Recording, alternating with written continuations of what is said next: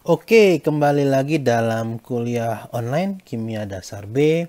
Kali ini kita akan melanjutkan topik kesetimbangan kimia dengan subtopik kesetimbangan asam basa.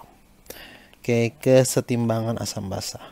Nah, sebelum kita masuk terkait kesetimbangan asam basa ini, kalian tentu perlu tahu dulu apa itu asam dan basa.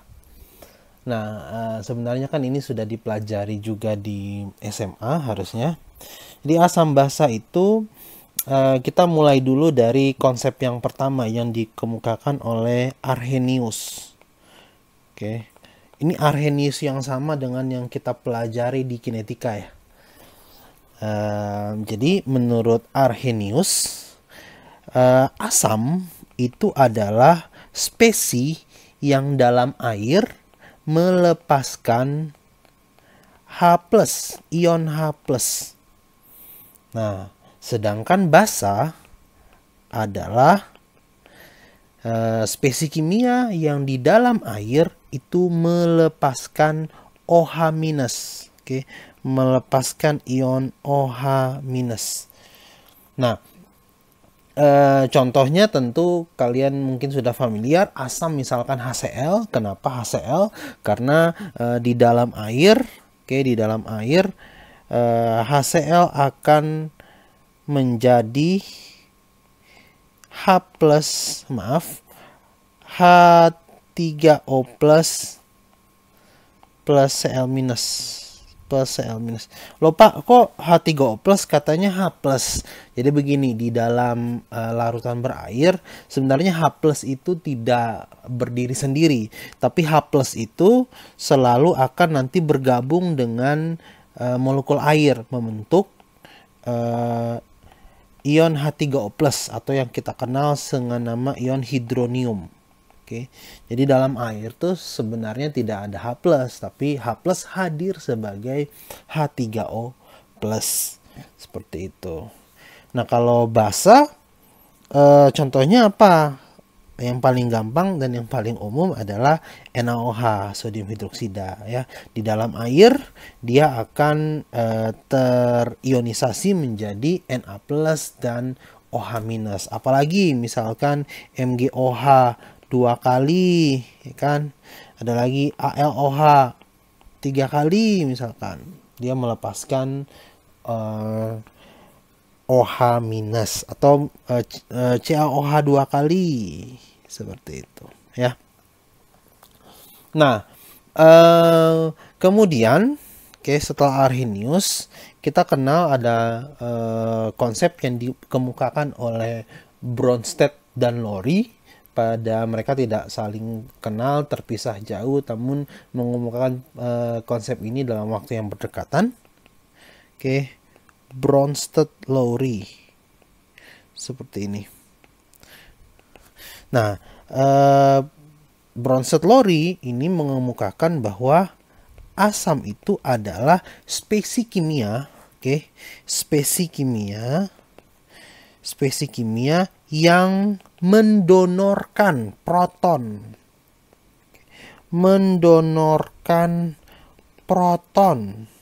Ya. Nah, proton ini adalah nama lain dari H+. Kenapa kemudian disebut proton? Karena kan H itu kan, hidrogen itu kan seperti ini kan. Satu-satu ada satu proton dan satu elektron. Dia tidak punya neutron kan. Nah, saat dia terionisasi, elektronnya lepas, yang tersisa kan hanya proton di intinya.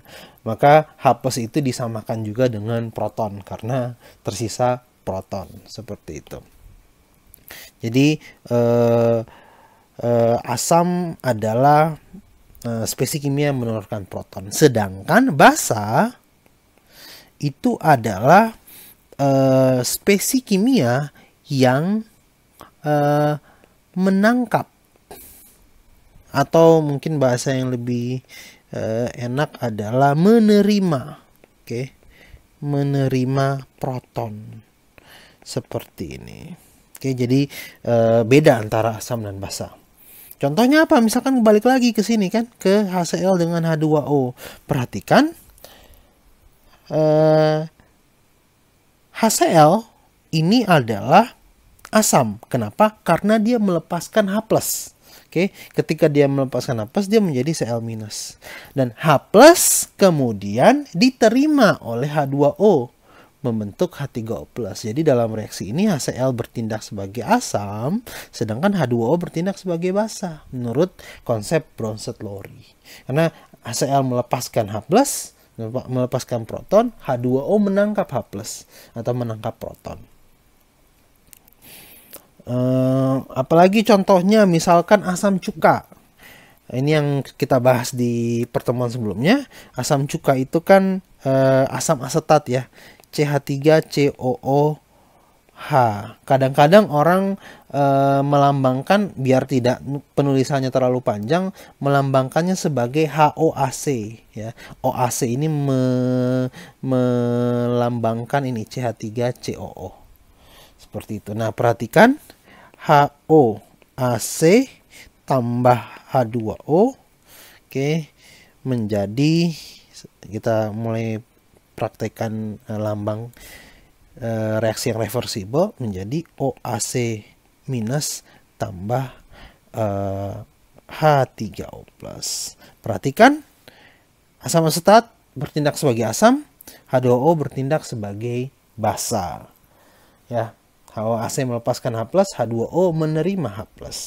Nah, pada konsep Bronsted-Lowry ini kita kenal juga istilah yang disebut sebagai pasangan asam basa konjugasi. Oke, pasangan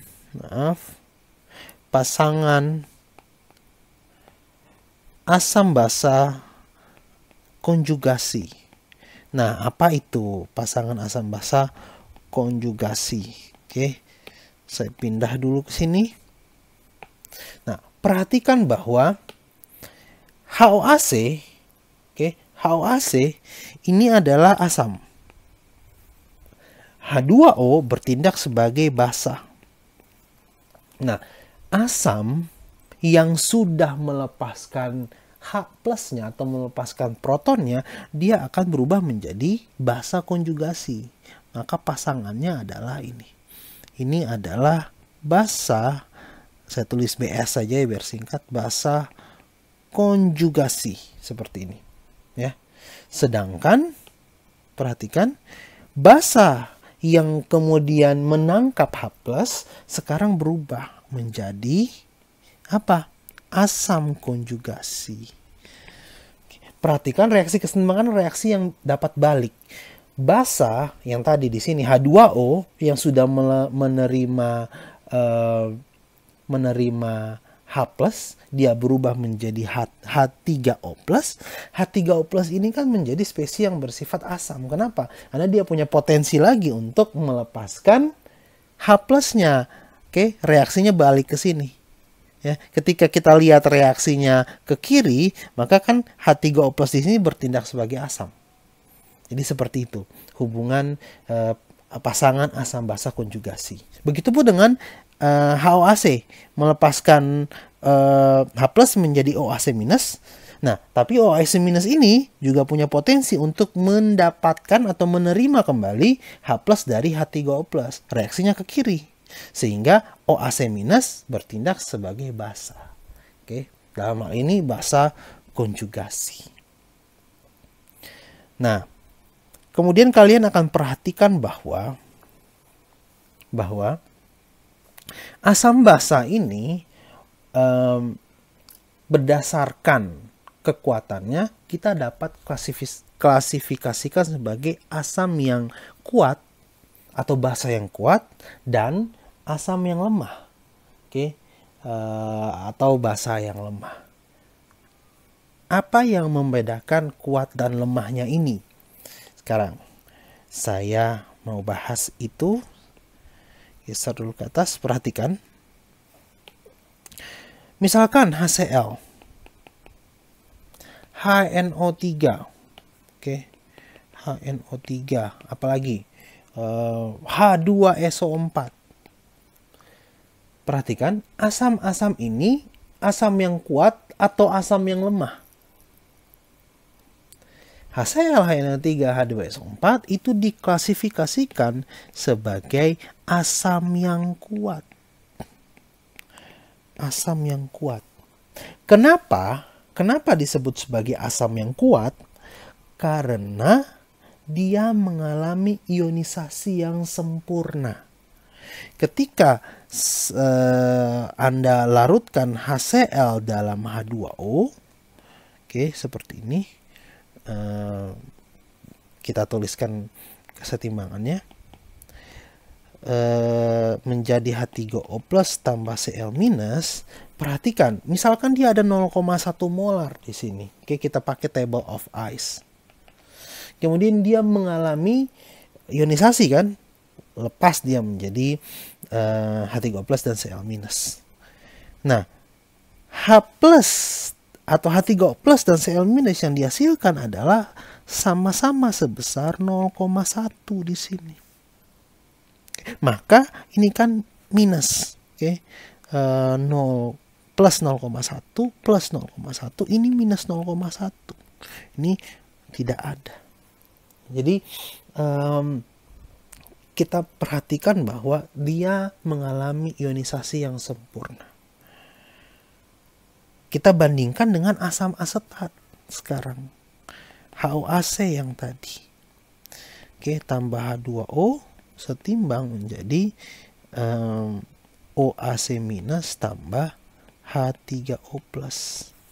Kalau seperti ini kita buat table of ice-nya, misalkan di sini 0,1 awalnya. Ketika dia bereaksi dengan air, pada saat equilibrium, kesetimbangan di sini tidak 0,1, tapi lebih kecil dari 0,1. Oke, 0,1 lebih kecil dari 0,1, begitupun di sini. Karena lebih kecil dari 0,1, kita masih dapatkan HOAC di equilibrium. Jadi kalau asam lemah seperti asam asetat ini, pada saat equilibrium kita dapatkan lagi HOAC, OAC minus, dan H3O plus. Sedangkan pada asam kuat seperti HCl, kita hanya dapatkan H3O plus dan Cl minus saja. Seperti itu. Oke. Jadi asam kuat adalah asam yang terionisasi sempurna dalam air, sedangkan asam lemah seperti asam asetat itu mengalami ionisasi sebagian. Oke, hanya H plusnya sebagian yang dilepaskan. Seperti itu. Nah, ini juga berlaku untuk konsep basa kuat dan basa lemah. Perhatikan basa kuat contohnya apa? NaOH, betul? NaOH. Karena NaOH dalam air larut, dia menjadi Na plus tambah OH minus. Sedangkan basa lemah misalkan seperti katakanlah amonia NH3. NH3 bereaksi dengan air menjadi NH4 plus ditambah OH minus. Perhatikan, NH3 bertindak sebagai basa. Kenapa? Karena menerima H plus dari H2O. H2O di sini bersifat sebagai asam. Oke. Jadi reaksi asam basa juga di sini. Nah, perhatikan bahwa ketika kita bikin table of ice, katakanlah di sini 0,1 sama seperti asam asetat tadi. Di sininya tidak 0,1 tapi kurang dari 0,1. Oke, sehingga konsepnya sama. Basa kuat adalah basa yang terionisasi sempurna, sedangkan basa lemah adalah basa yang terionisasi sebagian. Oleh karena itu kan umumnya orang kalau gambarkan proses HCl tambah H2O menjadi H3O plus tambah Cl minus ini, kadang-kadang juga dia tidak pakai kesetimbangan. Kenapa? Karena cenderung reaksinya sangat ke kanan, sehingga kadang-kadang juga orang pakai seperti ini. Oke, gitu. Dan pada kenyataannya sebenarnya masih ada juga di sini, tidak benar-benar hilang, tidak benar-benar habis, cuma sangat kecil sekali sehingga bisa diabaikan seperti itu. Oke, selanjutnya yang terakhir, konsep asam basa yang terakhir adalah asam basa Lewis. Nah, ini juga orang yang sama dengan yang mengajukan struktur Lewis ya. Jadi asam basa Lewis konsepnya adalah kalau asam itu, spesies yang bersifat asam adalah spesies yang menerima, menerima pasangan elektron bebas, pasangan elektron bebas. Sedangkan spesies basa adalah spesies yang mendonorkan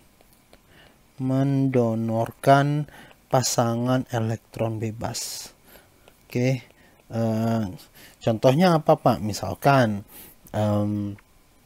NH3, NH3 bereaksi dengan BF3, membentuk NH3 BF3 seperti ini. Perhatikan bahwa N itu kan punya satu pasang elektron bebas di sini. Sementara kalian tahu BF3 BF3 B-nya itu hanya menampung 6 elektron, dia belum oktet. Perhatikan, maka NH3 dapat mendonorkan pasangan elektron bebasnya kepada si BF3 seperti itu, sehingga terbentuklah senyawa atau molekul ini. Nah, perhatikan NH3 apa di sini? Dia mendonorkan pasangan elektron bebas sehingga dia bersifat basa. Sehingga perhatikan cocok dengan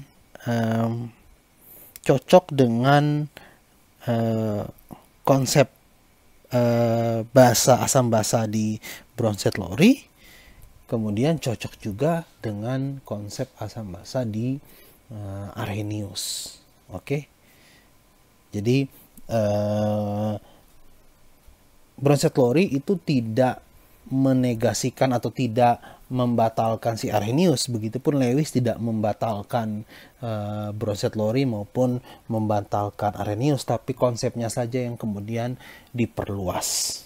Karena kalau reaksi seperti ini reaksi asam basa, tapi tidak bisa dijelaskan oleh Bronsted-Lowry dan juga Arrhenius seperti itu.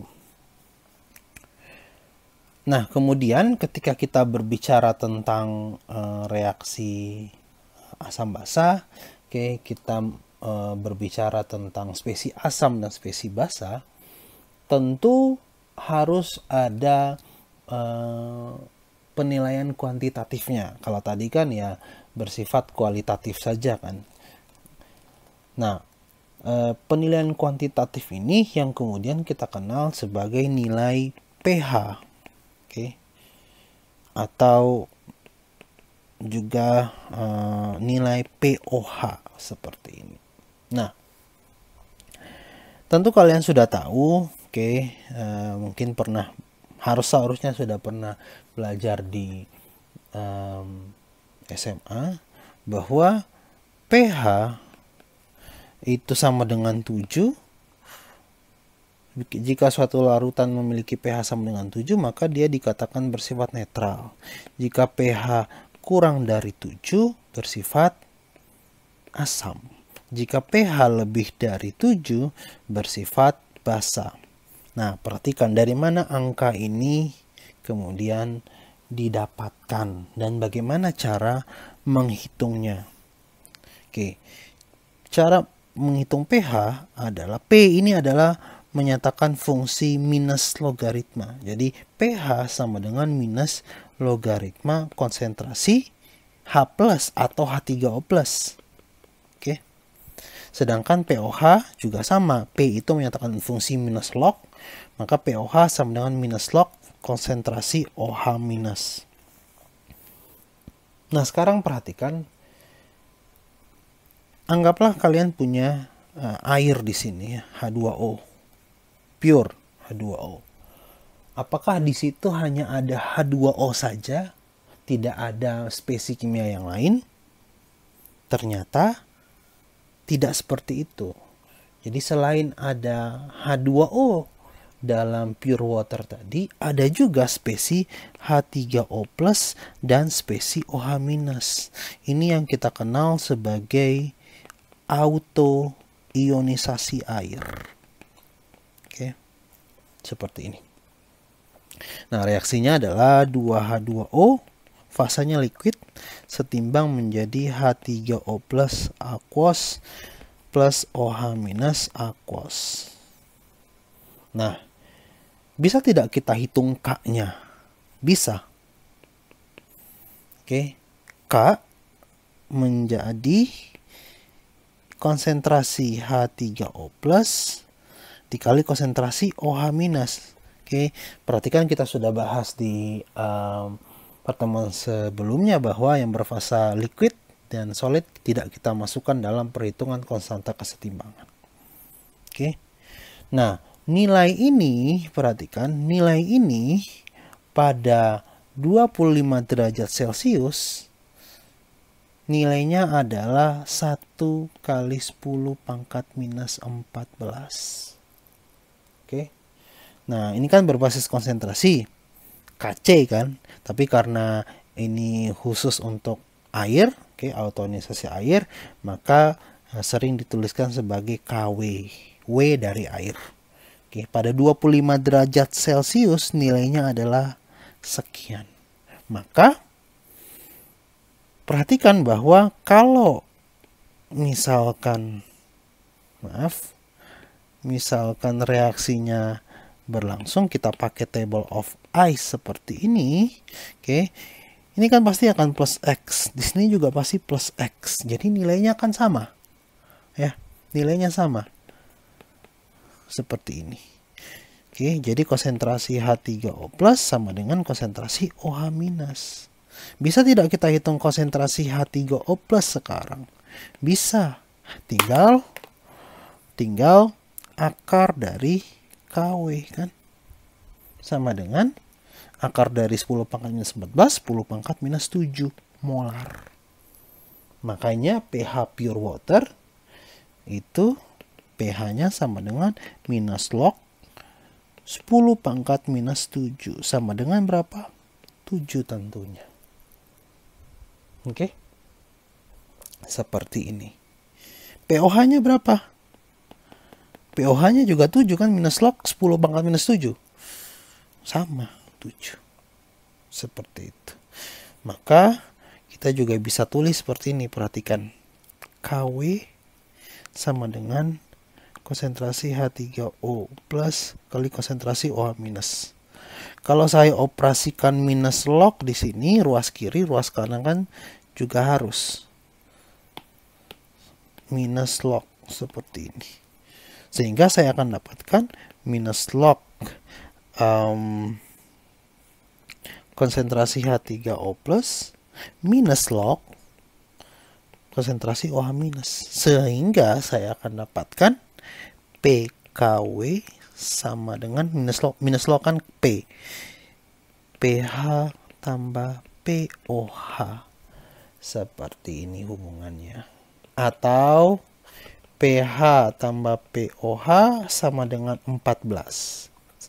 Dan perhatikan, ini hanya berlaku pada T sama dengan 25 derajat Celcius. Kenapa? Karena pada T yang berbeda, nilai K-nya akan berubah.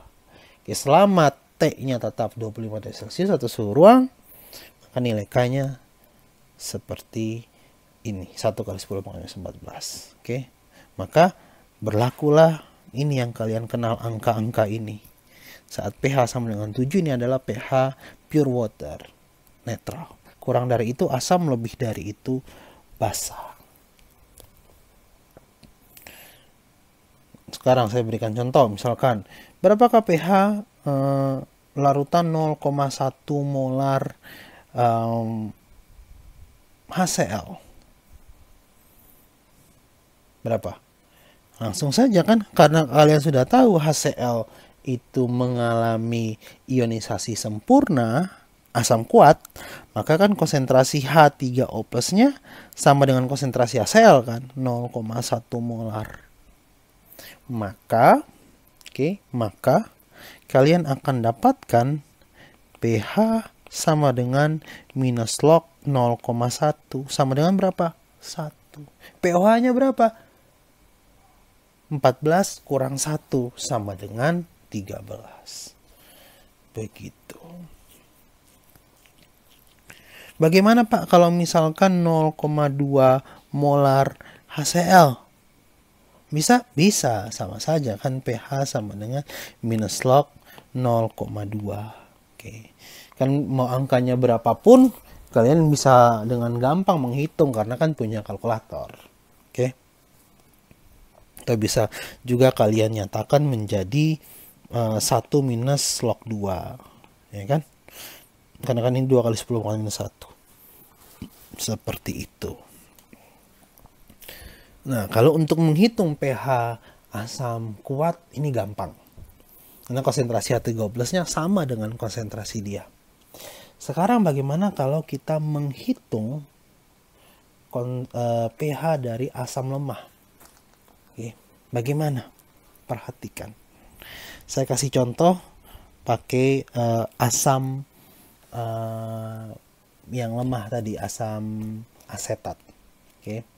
Perhatikan, asam asetat itu dia dapat mengalami ionisasi sebagian. Oke, makanya disebut sebagai asam lemah.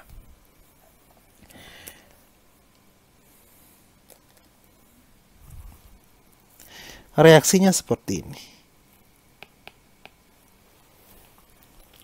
HOAC, oke.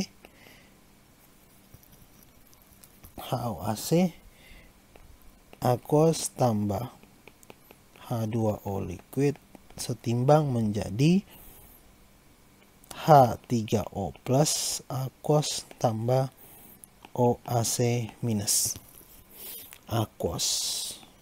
Oke. Nah, perhatikan bahwa kita bisa menulis nilai K-nya. Nilai K akan menjadi konsentrasi H3O plus dikali konsentrasi OAC minus per konsentrasi HOAC. Nah, untuk asam lemah, ini kan Kc sebenarnya kalau berbasis konsentrasi. Tapi seringkali umumnya dituliskan sebagai Ka, A dari acid. Karena K untuk asam. Oke. Sehingga ditulis seperti ini. H2O tidak masuk. Karena, kenapa? Karena berfasa liquid. Kita kesampingkan, saya taruh dulu di sini. Sekarang perhatikan. Nilai Ka untuk tiap-tiap asam itu berbeda-beda. Oke, untuk tiap-tiap asam berbeda-beda. Misalkan untuk HOAC ini,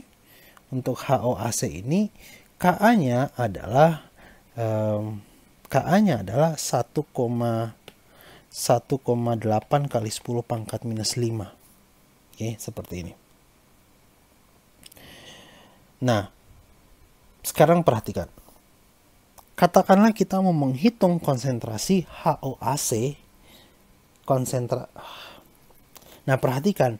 Misalkan kita mau menghitung pH dari konsentrasi asam asetat 0,1 molar. Gimana caranya? Kita bikin table of ice. Oke, jadi selalu table of ice. Awalnya berapa? 0,1 molar kan. Kemudian ketika mengalami reaksi, dia akan menjadi minus X di sini. Equilibrium 0,1 minus X.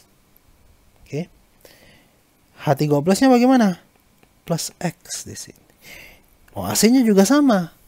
Plus X. Oke. Karena pada awal reaksi kan tidak ada. Oke, menjadi X.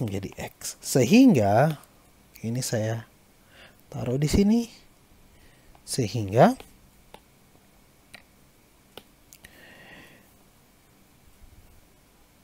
Ka menjadi X kuadrat dikali X kuadrat per 0,1 minus X. Ka-nya 1,7 kali 10 pangkat minus 5. 1,8. Oke. Dari sini tentunya kalian sudah bisa memecahkannya, bukan? Bisa pakai kalkulator atau bisa juga pakai persamaan kuadrat. Jadi kan nanti persamaan kuadratnya kan menjadi X kuadrat sama dengan kan 1,8 kali 10 pangkat minus 6 minus 1,8 kali 10 pangkat minus 5X. Oke. X kuadrat minus 1,8 kali 10 pangkat minus 5X plus di sini minus 1,8 kali 10 pangkat minus 6 sama dengan 0. Pakai rumus ABC. Oke, atau pakai kalkulator. Kalkulator sekarang kan sudah bisa untuk menyelesaikan persamaan kuadrat seperti ini. Tinggal kalian input nilai A, B, C-nya, kalian sudah dapat penyelesaian dari X. Sehingga kalian akan dapat X sebagai apa? Konsentrasi H3O plusnya. Dan tentunya akan lebih kecil dari 0,1. Seperti itu. Oke. Nah, bisa juga kalian lakukan asumsi. Di mana misalkan X-nya terlalu kecil. Oke, X-nya terlalu kecil dibandingkan dengan 0,1. Sehingga kalian dapat persamaan seperti ini. 1,8 kali 10 pangkat minus 5 sama dengan X kuadrat per 0,1. Oke. Karena X-nya terlalu kecil dibandingkan 0,1. Nah, kalian bisa lakukan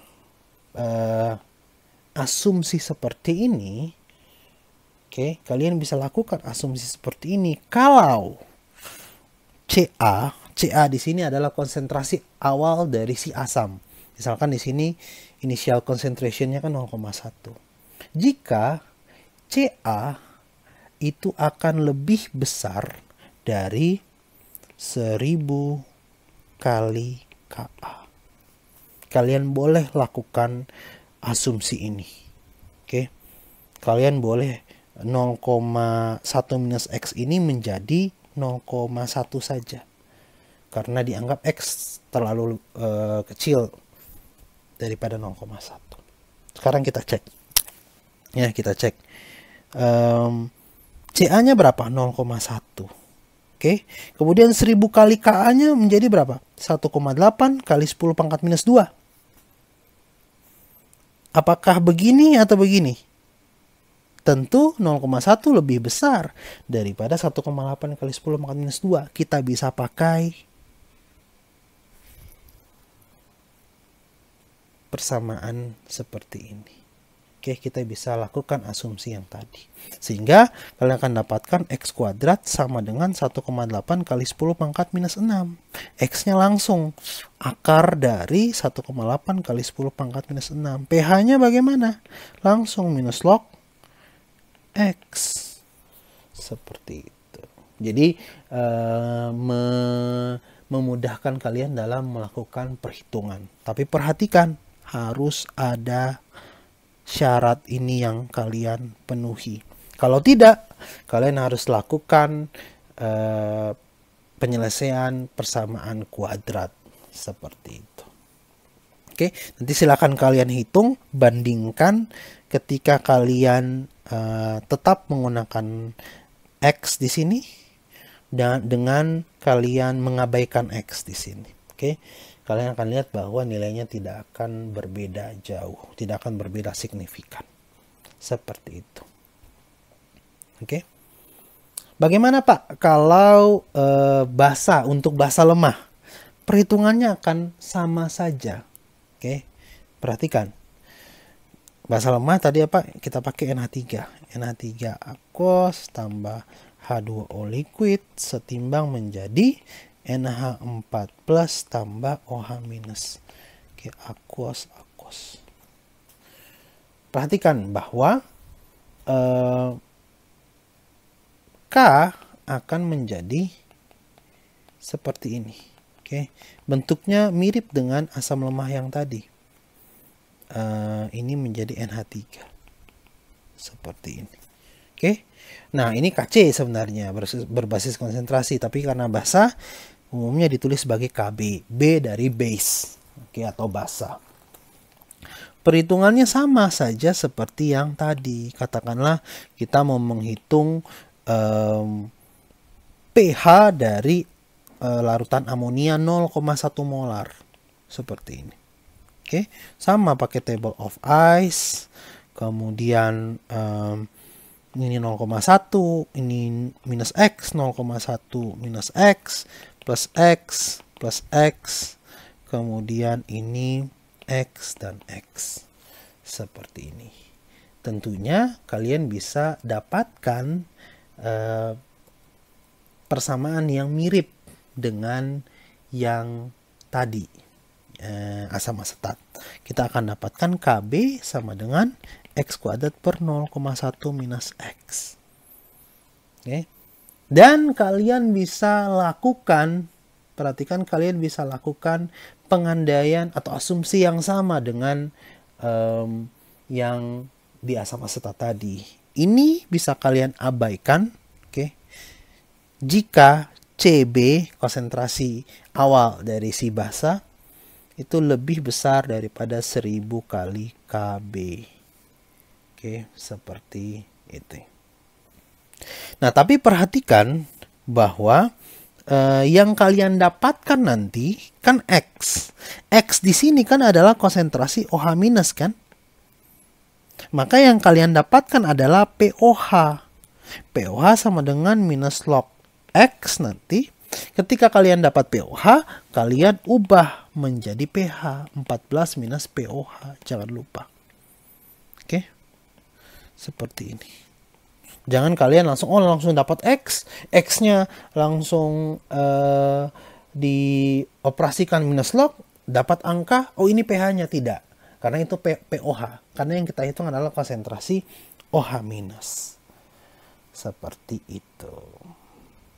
Oke, sekarang kita akan lanjut lagi ke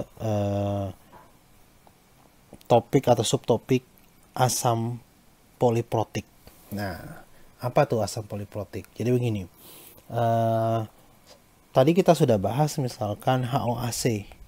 HOAC ini kan dia hanya melepaskan satu proton. Sehingga asam asetat ini kita kenal juga sebagai asam monoprotik. Oke, dia hanya melepaskan satu proton saja atau satu H+ saja. Nah, tapi ada juga asam-asam lain yang bisa melepaskan lebih dari satu proton. Ini yang kita kenal sebagai asam poliprotik. Oke, poliprotik. Seperti ini. Contohnya apa? Misalkan asam karbonat H2CO3. Oke. Nah, asam karbonat dia dapat mengalami 2 kali ionisasi. Perhatikan, H2CO3 itu ditambah H2O liquid setimbang menjadi HCO3 minus, aqueous plus H3O plus aqueous.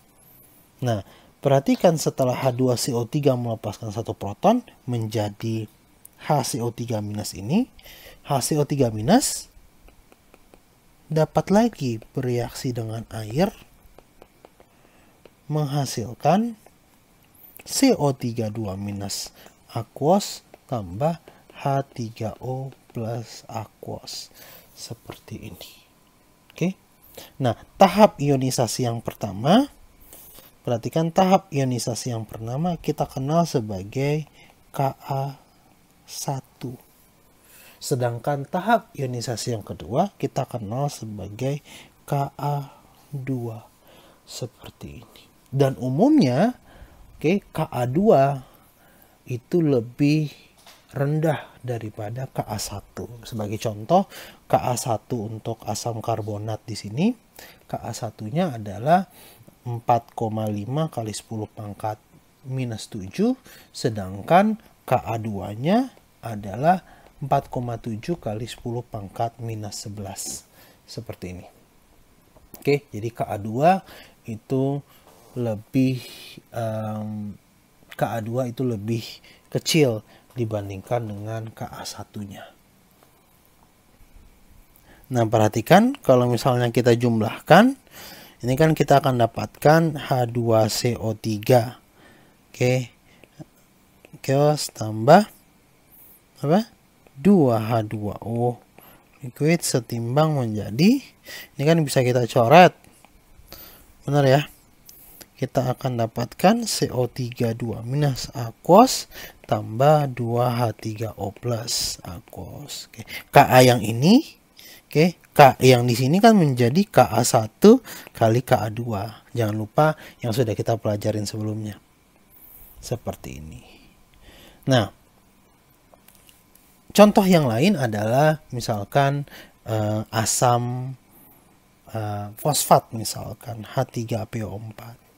Oke, asam fosfat ini itu dapat mengalami 3 kali ionisasi dari H3PO4 menjadi H2PO4 minus, kemudian menjadi HPO4 2 minus, dan menjadi PO4 3 minus.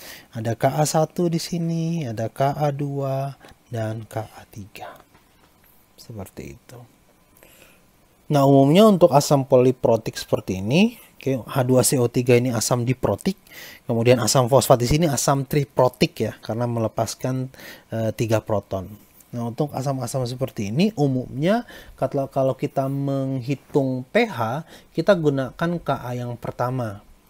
Kenapa? Karena Ka yang kedua, yang ketiga itu menghasilkan H3O plus dengan jumlah yang bisa diabaikan. Oke, jumlahnya terlalu kecil sehingga bisa diabaikan. Seperti itu. Jadi nanti misalkan berapa pH H2CO3 0,1 molar.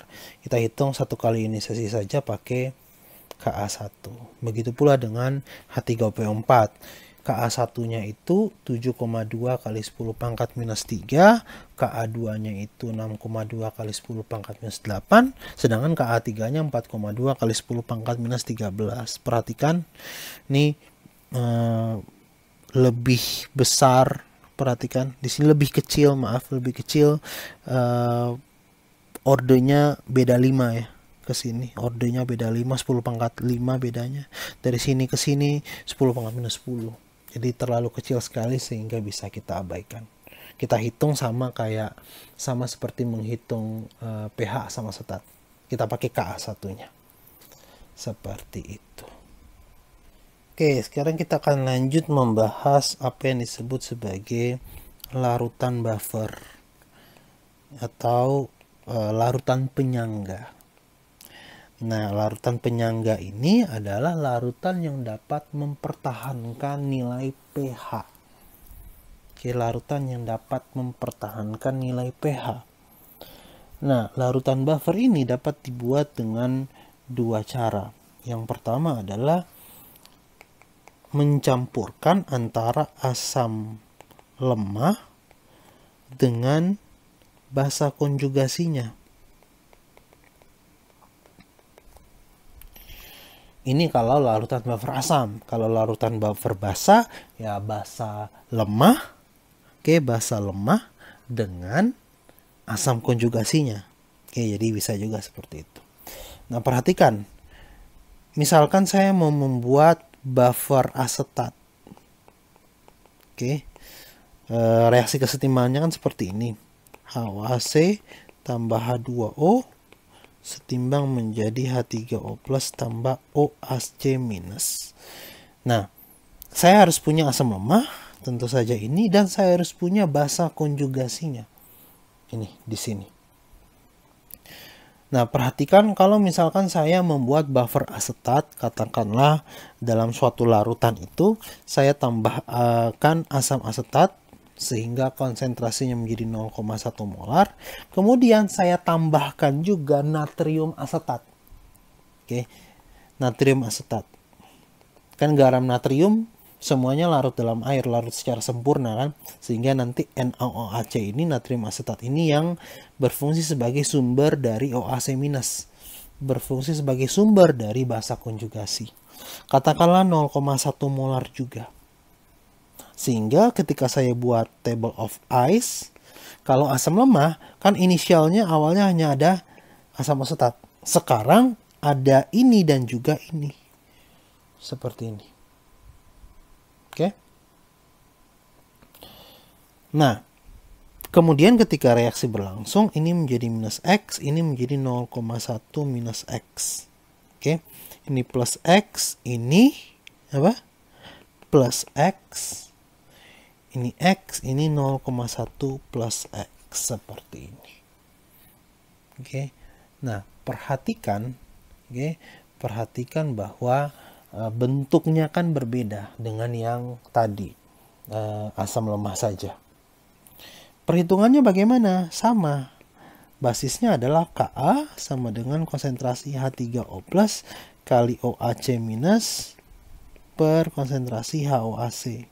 Dan perhatikan, H3O plus dan OAC minus sekarang memiliki konsentrasi yang berbeda. Oke, kenapa? Karena OAC minus inisialnya punya kan. Sehingga kita bisa tata ulang persamaan ini menjadi seperti ini. H3O plus sama dengan Ka. Oke, Ka dikali HOAC per OAC minus. Seperti ini. Atau bisa saya tuliskan juga bagian ini menjadi kan konsentrasi asam lemah per konsentrasi basa konjugasinya. Oke.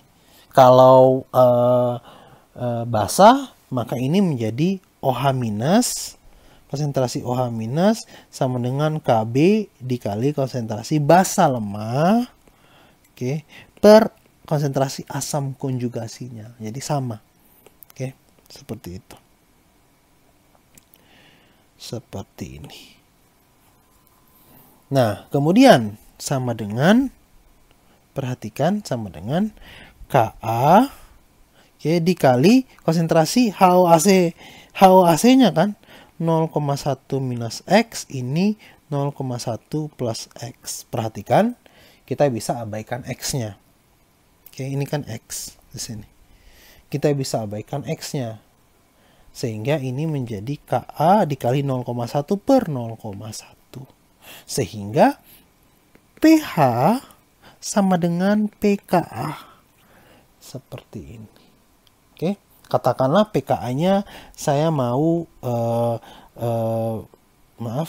katakanlah Ka-nya biar gampang ya. Katakanlah Ka-nya 1 kali 10 pangkat minus 5 ya. Seperti ini, data Ka-nya 1 kali 10 pangkat 5 sehingga pH-nya menjadi 5. Seperti ini. Oke. Sekarang perhatikan. Kalau misalkan ke dalam buffer asetat ini katakanlah 1 liter volumenya ya. 1 liter. Sehingga ini 0,1 mol, 0,1 mol, seperti itu. Nah, perhatikan bahwa konsentrasi ini kan perbandingan konsentrasi. Saya bisa juga pakai perbandingan mol. Kenapa? Karena tentu saja asam lemah dan basa konjugasinya berada dalam satu larutan yang sama dengan volume yang sama. Sehingga ini kan menjadi NaOAC per volume dibagi NOAC minus per volume. Seperti ini kan? Nah, volumenya kan bisa kita coret. Sehingga perbandingan konsentrasi di sini bisa kita tuliskan juga sebagai perbandingan mol. Ya, langsung bisa kita pakai. Seperti itu. Cara yang kedua untuk membuat larutan buffer adalah mereaksikan asam lemah dengan basa kuat. Oke, dengan basa kuat. Tapi ada syaratnya. Jumlah basa kuatnya harus lebih rendah dibandingkan jumlah asam lemah. Perhatikan. Oke, misalkan saya punya asam asetat. Saya reaksikan dengan basa kuat. Dalam hal ini adalah apa? NaOH misalkan ya. Nah, yang bereaksi dengan asam asetat sebenarnya kan adalah OH minusnya ya. Sehingga saya bisa tulis OH minus. Nanti kan mol OH minus akan sama dengan mol NaOH.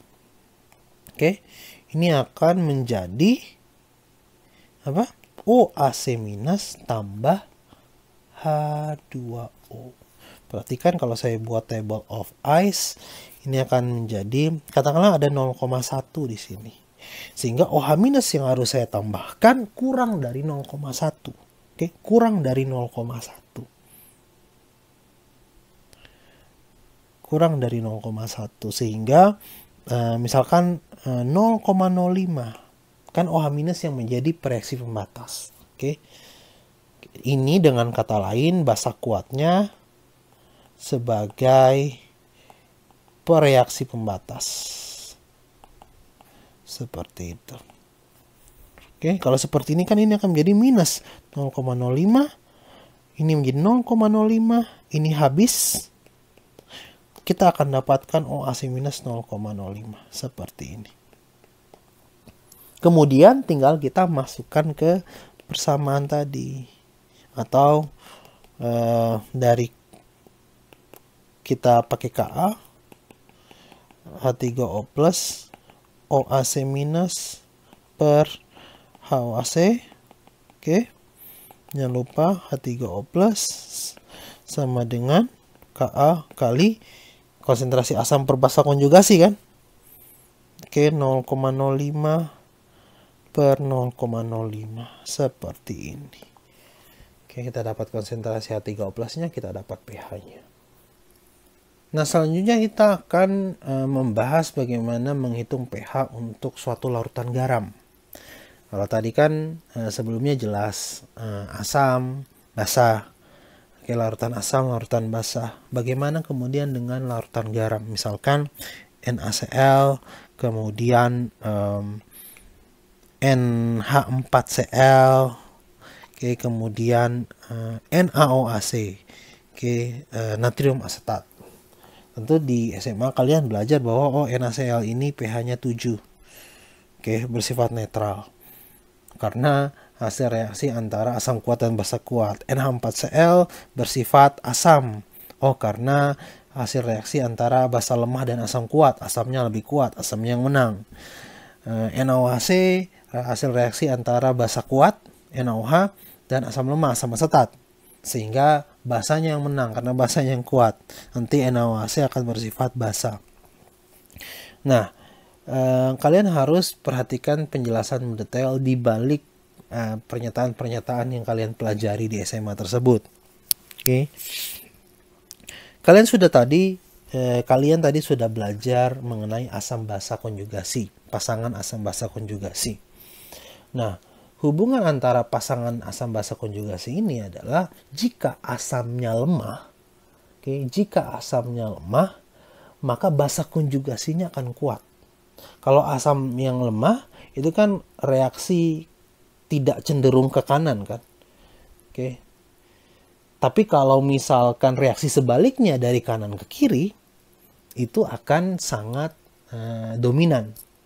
Oke, makanya kalau asamnya lemah di sebelah kirinya lemah, kemudian di sebelah kanan pasangan basa konjugasinya akan menjadi kuat. Sebaliknya kalau asamnya itu kuat, maka pasangan basa konjugasinya akan lemah. Berlaku pula untuk basa.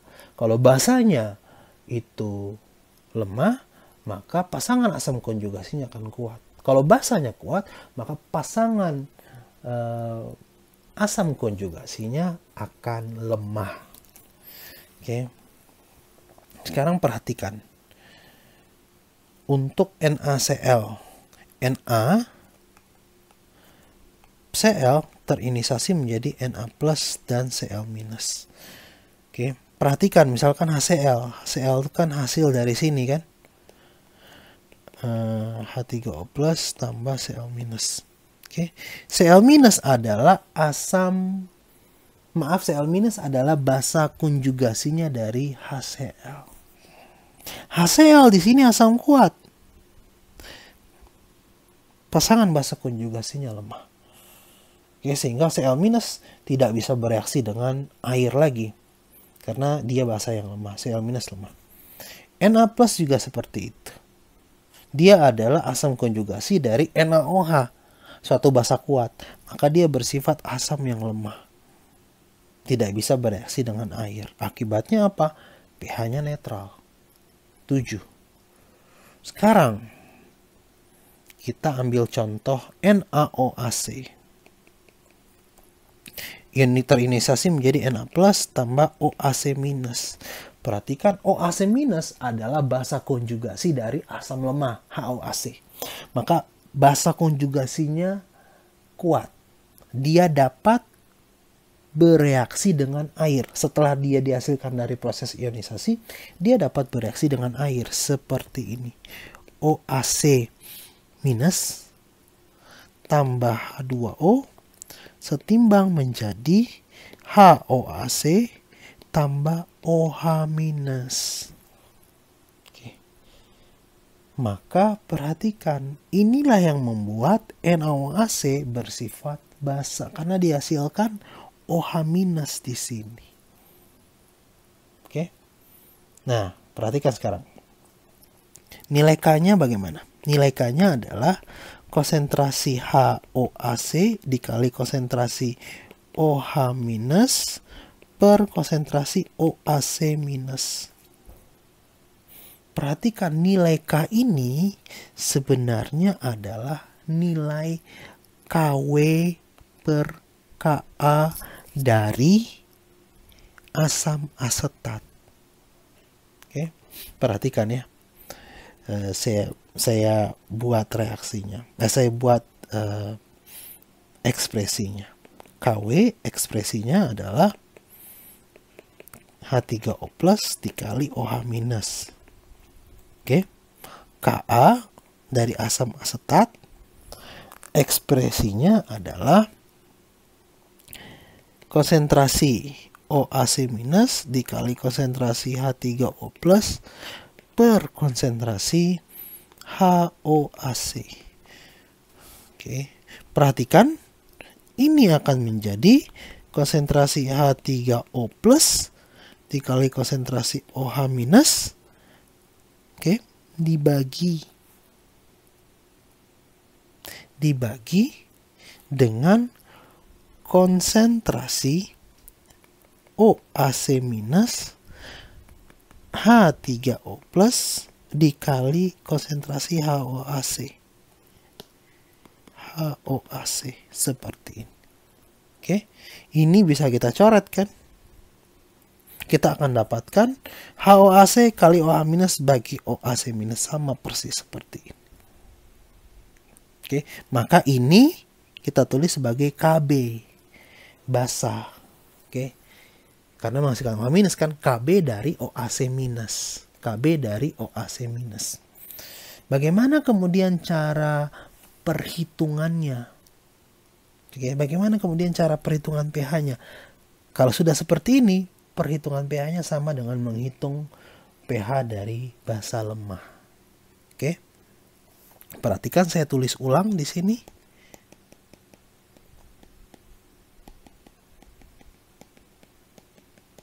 Perhatikan table of ice. Oke, katakanlah awalnya A, ini menjadi A minus X, ini adalah minus X, ini menjadi A minus X, plus X, plus X, X, X. Oke, KB-nya menjadi apa? X kuadrat minus A per A minus X. KB tadi kan, karena KB dari OAC minus itu tidak ada di tabel. Sehingga kita harus hitung, tidak ada di data. Sehingga kita harus hitung dari Ka asam asetat. Ini menjadi KW per Ka sama dengan X kuadrat per A minus X. Minus X bisa diabaikan, bisa tidak. Tergantung dari apa? A-nya tadi. A-nya atau di dalam hal ini adalah CB, konsentrasi awal dari basanya. Ini harus lebih besar dari 1000 kali KB. Oke, A harus lebih besar dari 1000 KB. Kalau misalnya ini terpenuhi, kita bisa eliminasi minus X-nya, kita akan dapatkan X kuadrat sama dengan KW per KA dikali A. X sama dengan konsentrasi OH minus sama dengan akar dari KW per KA konsentrasi OAC minus. Familiar tidak dengan rumus ini? Kan rumus yang di SMA kan. Kalau di SMA itu kan disebut sebagai rumus hidrolisis. Seperti itu. Oke, karena bereaksi dengan air di sini. Ini disebut hidrolisis. Dari sini kalian tahu mengapa sodium asetat atau natrium asetat itu bersifat basah. Bagaimana dengan NH4Cl? NH4Cl terinisasi menjadi NH4 plus tambah Cl minus. Perhatikan Cl minus tidak bisa bereaksi dengan air. Dia lemah. Oke, dia basa konjugasi yang lemah. Tapi NH4 plus adalah asam konjugasi dari basa lemah. Sehingga NH4 plus bersifat asam konjugasi yang kuat. Dapat bereaksi dengan air. Menjadi NH3 tambah apa? H3O+. Ini kan Ka jadinya. Ka sama dengan konsentrasi NH3 kali konsentrasi H3O+ per konsentrasi NH4+. Ka-nya dari mana? Kan tidak ada di tabel Ka dari NH4+. Kita hitung dari Kb-nya NH3. Kw per Kb NH3. Seperti ini. Seterusnya perhitungannya sama dengan yang tadi. Perhitungannya akan sama dengan kita, kalau sudah sampai sini, perhitungannya nanti akan sama dengan kita menghitung pH dari suatu asam lemah. Oke. Jadi sebenarnya konsepnya semua sama, kesetimbangan itu. Oke. Hanya bagaimana kemampuan kalian untuk mengidentifikasi kondisi mana yang harus kalian pakai. Oke, caranya bagaimana, Pak? Terbiasalah untuk latihan. Oke, jangan lupa latihan di rumah, latihan di tempat kalian masing-masing. Oke, kita akan kuis 3, kita akan kuis 4, kita akan ujian 2. Permanfaatkanlah waktu kalian sebaik mungkin. Pak, kok cuma konsep tidak ada latihan soal? Tenang, nanti ada video tersendiri untuk latihan soal. Oke, untuk saat ini pahami dulu konsepnya agar nanti ketika kita latihan soal kalian bisa memiliki pemahaman yang lebih baik. Oke, kita sampai jumpa di kuliah selanjutnya.